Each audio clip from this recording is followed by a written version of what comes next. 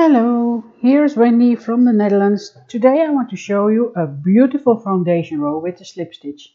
There was a question on YouTube how to make a slip stitch foundation row, and first I will show you when you chain and make in your row 2 the slip stitch, it's going like this. Look. I will finish this row with chain and then row 2 with the slip stitch, and then show you how I make a foundation row with a slip stitch.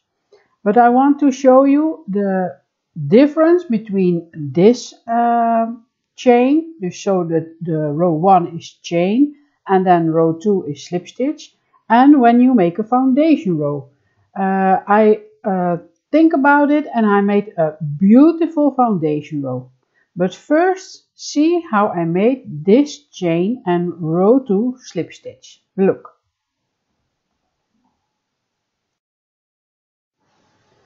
Now I will cut off my yarn and make a foundation row. So this is the one with the chain and then row 2 with slip stitch.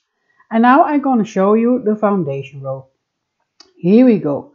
First I make my first stitch by making a slip knot, I think in English, and put it on my hook. We chain 2 and then we're gonna make our foundation row. So first chain 2. Then put your hook in the first stitch and pull your yarn through. For the foundation row we make 1 on the bottom and 1 in the row 2. I will show you in slow motion because then it's easy to see that we yarn over and pull the yarn only to the first thread. To do so we make a stitch for the bottom. Then we make a stitch for row 2 and that is the slip stitch. So we pull the first loop on our hook through the second loop and that's the slip stitch for row 2. It's very easy. Again, I will show you how to make your foundation row. For the first stitch, we must first finish the first stitch because you use twice this stitch on the bottom to finish the stitch. So go under the 2 threads from the first stitch, pull the yarn through and finish that stitch. To do so, you make the stitch on the bottom a beautiful V-stitch. So you have 2 loops on your hook. Now we make a new chain for row 1, so yarn over and pull the yarn through only 1 to make a stitch for the bottom. So only 1 is for the bottom stitch to make your foundation row. For the slip stitch, use your first loop on your hook and pull it through the second loop to make your slip stitch for row 2. So easy to make a slip stitch foundation row. And I made it in slow motion so you can see how I do it. Again, in slow motion the third stitch, we must first finish the second stitch. So insert your hook under the 2 threads from the second stitch. Look what I do. Under 2 threads from the second stitch. Here you see I turn my work and you see under 2 threads. Pull the yarn through and finish the second stitch. That's how you make your foundation row. And I will show you in a little while what I mean when I say it's a beautiful V-stitch. Again, yarn over and pull the loop through the first chain so you make your foundation row for row 1. So yarn over and only 1 loop. You pull the yarn through to make a new stitch, your third stitch. You have 2 threads on your hook. The first threads pull it through the second thread so to make your slip stitch. Now you have 3 chains made with your foundation row with the slip stitch. Again in slow motion, remember that we make a stitch on the bottom. So first you must finish the stitch. So insert your hook under the 2 threads from the third stitch, pull the yarn through and then you finished the third stitch. We must make a new one, so yarn over, pull the yarn through only 1 loop on your hook, the first loop, and make a stitch for the bottom. That's important to understand that you first must make a stitch on the bottom and then we make our slip stitch. So the first thread, pull it to the second thread on your hook to make your slip stitch. Now you made 4 stitches with the foundation row and the slip stitch. Now I'm going to show you 2 times after each other how I make the stitch. Put your hook under the 2 threads of the stitch you made before and pull the yarn through is finish the stitch. Yarn over and make the yarn under only 1 thread of your hook and then make your slip stitch by making the first stitch under the second stitch.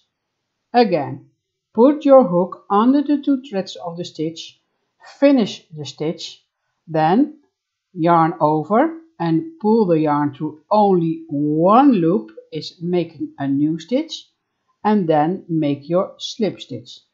This was again in slow motion. Now I'm gonna show you my rhythm for this stitch because I always have a rhythm in my head for this stitch for any foundation row. Finish the stitch, make a new stitch and make the stitch for row 2. And now it's a slip stitch. Finish the stitch, make a new stitch and make your stitch for row 2. Now I will show you the bottom. We have a V-stitch in the bottom because you use the stitch twice. You make a beautiful V, like so. And when I show you the stitch what is made 1 time, it's a round stitch and not a V-stitch. So that's why you insert your hook twice to make the stitch. When you want, you can show again how I make the foundation row with the slip stitch, and I will say what is my rhythm for this stitch. There we go again.